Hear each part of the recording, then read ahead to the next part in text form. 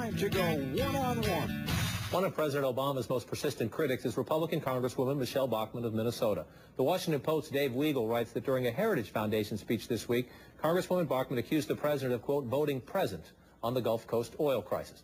Weigel also writes that Bachmann told him BP has to pay legitimate claims, but, quote, if I was the head of BP, I would let the signal get out there. We're not going to be chumps, and we're not going to be fleeced. Representative Bachmann is with us to go one-on-one. What do you mean by that? That BP should stand up and say, hey, Tony Hayward, the CEO, will be up before the House tomorrow. We're not chumps. We won't be fleeced. Well, first of all, I'm not here to shill for BP. That's not the goal. BP clearly is at fault here. They need to pay every last dime of damage, and that's what needs to be done. But at the same time, we don't want these payouts to become political. And we don't think it's a good idea for the federal government to see private industry as essentially a piggy bank for the federal government. So every claim needs to be paid out, and we actually had a process set up through the court system.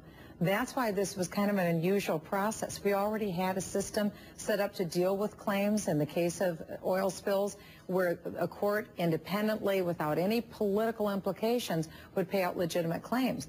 Now we don't have that situation. This is an appointee from the Obama administration who will be doing the payouts, and it's the pay-czar dealing with the administration. So this is very different from what we've done in the past.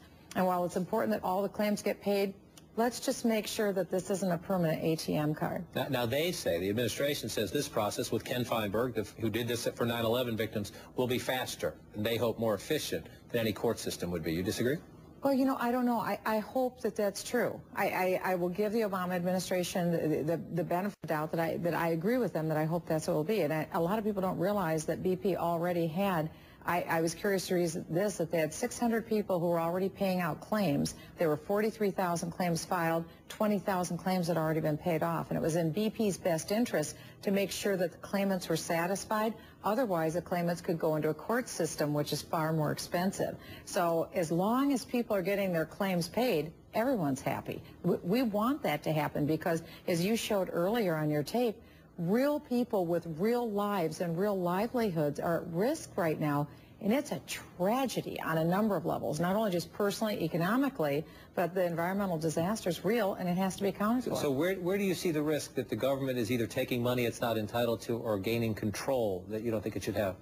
Well, I think the history of the last 18 months, because the federal government effectively took equity ownership of AIG, a private insurance company. They took ownership of Bank of America, Citibank. They took over GM and Chrysler. They took over the entire student loan industry. Today, the federal government owns over 50% of all private home mortgages because they own and control Fannie and Freddie.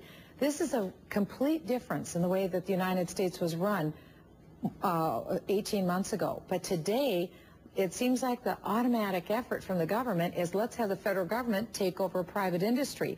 We don't want that to be the automatic response of government because we're a free market economy. And unfortunately, the Obama administration hasn't been making any efforts to unwind the government out of these private industries. We're still deep into GM, deep into Chrysler, et cetera.